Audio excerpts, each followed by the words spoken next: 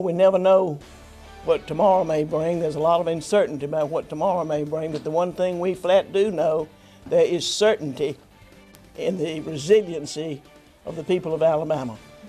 We've done it before, we'll do it again, and we'll do it here in Lee County as well. Governor Kay Ivey says this may be the worst destruction she's ever seen. Ivey toured the miles of debris from Sunday's tornadoes in Lee County. The loss of materialistic things can't compare to the loss of life. Ahead, the story of a man who drove 800 miles to help remember the victims of Sunday's tornado. Well, Thursday is starting off on the cold side, but you'll want to make sure you're wearing layers. A warming trend on the way. We'll let you know what the weekend holds coming up. Coverage you can count on. This is WTVM News Leader 9, celebrating 65 years. Sponsored by Montlick and Associates. And welcome into the Thursday edition of News Leader 9 Morning. I'm Chuck Leonard. And I'm Cheryl Renee. Prepare yourself for another cold morning. Let's find out just how cold right now with Storm Team 9 meteorologist Lauren Linehan. Good morning. Good morning. Good morning, guys. Well, we're at freezing again. Cold enough. Yeah, cold enough. I would say that does it for our us folks down here who are from Georgia. Maybe Cheryl, you've seen worse, I'm sure. Oh my goodness. Yeah. And this much snow. Yeah. Yeah. No snow out there. It's just cold. You know, it's hard for us to get it with moisture around and it being cold, but it's cold and dry, and we are looking at warmer days. Good. Yay. Yes. But those warmer days will come with some clouds. So the sunshine couldn't stick around forever, but we're going to embrace it while we can today. Our Alpha Cam overlooking uptown Columbus. We've seen mostly clear skies overnight, so we should be seeing a beautiful sunrise here shortly once again. But of course, don't let that sun fool you. It is cold with temperatures at or below that freezing mark in the 20s now in LaGrange, 32 in Columbus, 31 in Auburn, and 30 in Alexander City. Today's bus stop forecast. We've still got that freezing cold air in place. The difference between today and yesterday is there's not a breeze outside. So we got that going for us, not having to deal with the wind chill factor, but regardless, it's still cold. 27 in Tuskegee, 30 down in Clio, 32 in Cuthbert, and 29 in Reynolds. Progressing into the rest of the day, we're still going to be cold early on, but notice what happens going into the afternoon, looking much warmer. Still a little below average for this time of the year, but hey, low 60s, no complaints. We'll let you know, though, about the 70s on the way this weekend. Coming up. Thank you much, Lauren. 3 minutes after the hour now. We've talked a lot about Beauregard being one of the hardest hit towns in the deadly tornadoes of East Alabama Sunday. Law enforcement staying on top of the search and rescue efforts. News Leader 9's Maya Johnson joins us live in Beauregard. Good morning, Maya. After 4 days of waiting, the sheriff's office has good news to report. Yeah, tell us about it. Good morning, Chuck and Cheryl. Yes, as of yesterday, the Lee County Sheriff's Office says everyone has been accounted for who was missing. Right now, I'm at United Methodist Church on Lee Road 38, and take a look at some of the damage. There's still so much damage throughout the area. As you can see, half of its roof has been blown off. Cleanup efforts are underway, and earlier this week, the number of missing people were in the double digits. Midweek, 7 to 8 people were missing, and now everyone has been found. There is still a death toll of 23 people and others remaining at hospitals in East Alabama and Columbus trying to recover from their injuries. We actually either shook hands with, looked them in the eye, or had direct contact with a family member who had direct contact with the persons on our list. And again, I want to emphasize this is in the Beauregard community as far as the individuals that we had on our unaccounted list. We will be working in the Smith Station area as well, have been, and will continue to do so to ensure that we're not missing anyone there as well.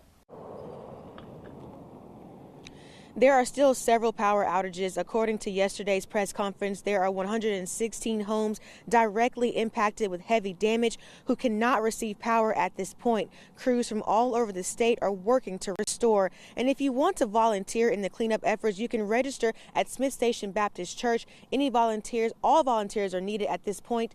And you can also donate to the victims of the storm on our website, WTVM.com. Chuck, Cheryl. All right, thank you, Maya. The families of the 23 victims are still mourning their losses. One man who lives in Columbus but has family in Beauregard left in disbelief after he got a call from his aunt. Teresa Tolbert's boyfriend lost 5 family members in the storm. The house had been moved about 30 feet from the original place that it was at. It looked like a bomb went off. While it can never replace a life lost, it can help their memory live on. Crosses for Losses, based out of Aurora, Illinois, made 23 crosses representing each victim. The creator and founder, Greg Zanis, a retired carpenter, has dedicated his life to honoring victims of disasters. Why? He says, we're all family. It's not just a family here in Lee County, and it's in not just Alabama, but America. This is our family here. At least you could feel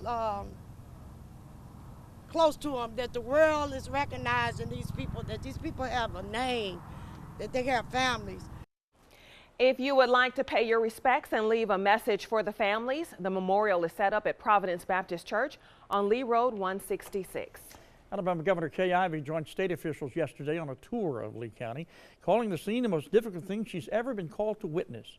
23 people lost their lives in the storm, and 90, we understand, suffered various injuries. The homes left in pieces. This is the most difficult that I've been called on to witness and to see, and it's truly tragic. There's nothing but splinters left, toothpick size, all broken up, as we talk about the loss of buildings and homes and livelihoods. So this is a horrendous devastation. More of this, just devastation. Trees snapped off at the top. A lot of trees are up from the roofs. Mobile homes are just no longer existing. Look at that. Devastating thing. I'm surprised just 23 were lost. The governor has ordered flags across Alabama to be lowered to half-staff to honor the 23 lives lost. The flags will remain at half-staff until sunset Sunday. Today, Alabama Senator Doug Jones will take a tour of the damaged areas. This will be his first visit to East Alabama since Sunday's tornadoes. President Donald Trump has already approved to expedite funding for Alabama to help with recovery efforts. But now he's coming to see the damage for himself. The president plans to visit Lee County tomorrow. News Leader 9 will be there with live team coverage. Details about the stop have not yet been released. The images from across Alabama and Georgia are tough to watch, and according to some of our team who have been on the ground zero, it is much harder to see in person. And when a reporter with our sister station in Montgomery spoke with emotional Lee County District 5 Commissioner Richard LeGrand Sr., it was clear he was still trying to absorb the magnitude of the disaster. Denial. True denial. And I'm still somewhat in denial too until I saw the list released yesterday. And it's like, wow, this is reality. This has happened. This is real. On behalf of WTVM, we want to say thank you to all who've donated to our relief effort to help those who truly need it at this time. So far, we've raised more than $14,000. If you haven't donated and would like to, you still have time. You can do so on our website at WTVM.com by clicking the red tab on the top of our homepage. Your donations are much appreciated. They definitely are. Let's find out about what's happening with our weather today and as we head toward another weekend. Yeah, let's go to Storm Team 9 meteorologist Lauren Linehan. Good morning. Well, as you can see on our horizon, there is some sun trying to make its way over on our Manchester Expressway cam by Alpha Insurance. So that sunshine will eventually be bringing us some clouds here over the next 24 hours. But for today, we got a lot of sun in place and it's still cold. A lot of us have managed to get down into the 20s. So a good idea to bundle up before you head outside to work or school. But the key to today, wear layers. We're going to be warming up into the 60s this afternoon and there will still be sunshine around. So we at least have one day in the forecast where there's sun and it may be a little milder outside this afternoon.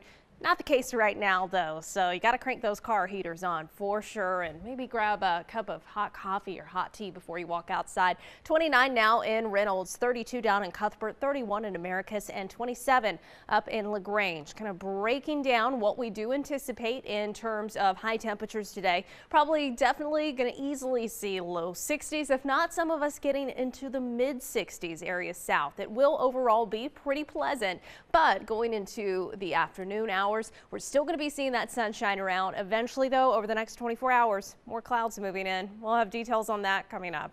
Thank you much. It is 9. Make that 10 minutes after the hour now. Still ahead on News Leader 9 Morning. A committee of the U.S. House is taking a closer look at Georgia's gubernatorial election. We'll share about a letter sent to Governor Brian Kemp about the investigation. And an abortion bill just made its way through Georgia's state house. When could abortions be outlawed?